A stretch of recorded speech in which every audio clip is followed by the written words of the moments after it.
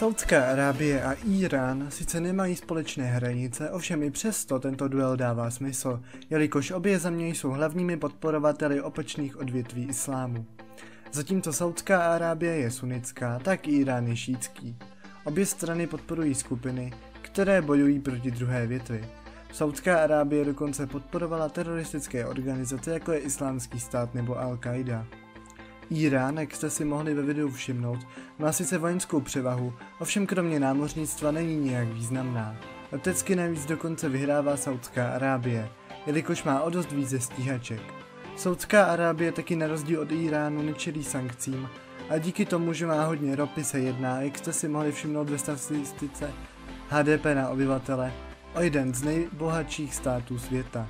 Díky tomu může do armády investovat daleko více peněz a může ji rychle modernizovat. Navíc Spojené státy jsou spojencem Saudské Arábie. Většinu techniky má právě od nich, a tak v případě konfliktu by nejspíše do války také vstoupili a to by bylo pro Írán likvidační.